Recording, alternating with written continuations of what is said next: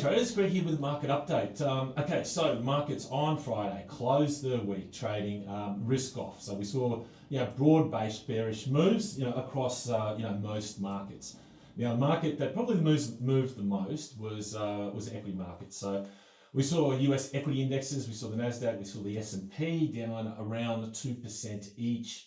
Last time we saw moves like this was almost 3 months ago, December 18th. So pretty decent down moves for equities. Now, look, there's a couple of reasons that this happened. The first one is that we actually had some data out on Friday night. So we had some services PMIs in the US that were lower, but we also had a big surprise came from the University of Michigan Consumer Sentiment Survey. Now, the inflation expectations part of this survey is what really rocked markets. And inflation expectations for consumers actually hit a 30-year high. That basically is something that market certainly did not expect. And it sort of shows that consumers are obviously still very worried about inflation. And it doesn't matter what the Fed's doing or what the government's doing. The consumers obviously, do not have a good outlook, for inflation. So the Fed does closely watch consumers' inflation expectations, and certainly, it's going to make it hard for the Fed to cut rates, down the track again. So this is probably the biggest thing that really hit markets on Friday afternoon. Look, the other thing that's been happening in markets is that obviously with equities, we've seen a very strong trending bull market. Equity markets up around trading near record highs. Look, at some stage, every market, it doesn't matter whether it's an equity market or any other market, you are going to see some sort of profit taking. So no doubt, on Friday night we also did see some profit taking in US equities as part of that sell-off that we saw.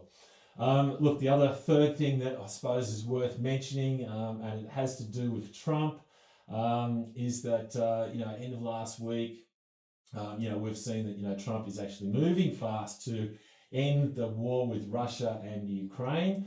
But the world and the market is a little bit worried about exactly how he's doing that now. We did see Trump go on a bit of a tirade against Zelensky, basically calling him a dictator, saying that Ukraine did start the war, and then also basically saying that that he did not need Zelensky even at the negotiating table. So look, that's got Europe especially worried that potentially the US now is not a stronger ally as what previously it was.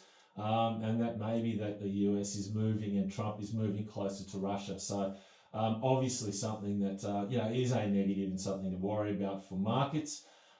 Look, the markets have been bullish, and equity markets been exceptionally bullish ever since Trump got elected in early November. A lot of Trump euphoria being priced into the market. So I guess, look, we're seeing maybe a little bit of that Trump euphoria being priced out and a little bit of Trump negativity as well. Okay, so equity markets certainly are starting the week, maybe a little bit on the back foot. The big risk event for equity markets this week is going to be Nvidia earnings. They come out on Wednesday. That's Q4 earnings for last year. Obviously, the big issue is going to be about how DeepSeek plays into Nvidia earnings and the outlook for future earnings for Nvidia. Nvidia has been it's been the tech stock that has literally been the leader of the tech rally and the AI rally. And one of the reasons, obviously, that equity markets are at all-time record highs. So look, what happens to Nvidia, and just remember, it is a $3 trillion company now. If that does take a big hit on Wednesday post earnings, no doubt it's also going to take Nasdaq and equity index lower with it.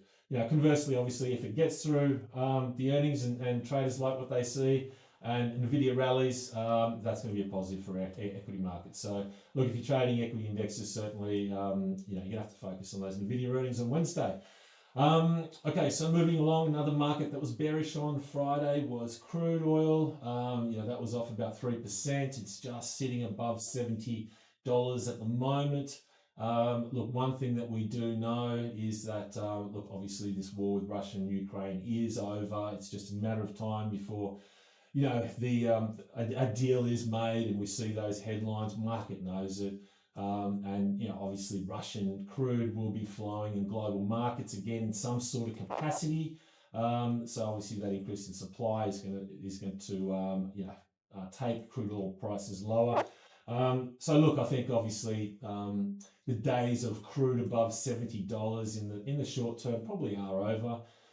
There is a big technical level for crude that has held up the market for a very long time. It's around that $65 mark, big cliff. Support for crude.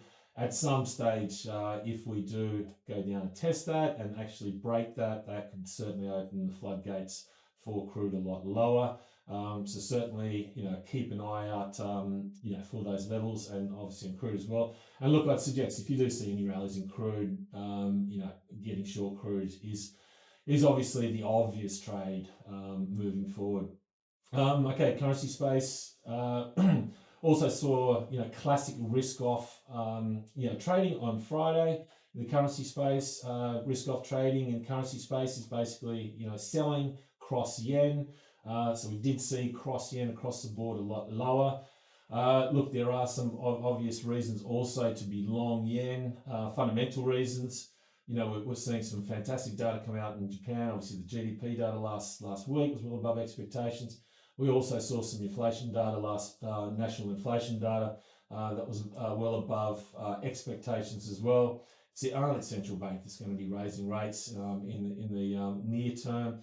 So, and certainly those rate expectations have been brought forward for BOJ. So, yes, it suggests, look, obviously being a long yen now is the better play. And in the past, we've mentioned on some of these market updates, is the best way probably to express a long yen position is actually short Swiss yen. Swiss National Bank has got a policy rate of 0.5%, exactly the same as the BOJ. So you are not paying high swap fees being long yen. And the good news is that Swiss yen short is working as well. And suggests that we are coming up to a big support level. This is a long-term level around that 165 area. A break there for Swiss yen could see that a lot lower as well. So, another decent high conviction trade there being short Swiss yen. Good luck with your trades early this week, and we will check back in with you again shortly.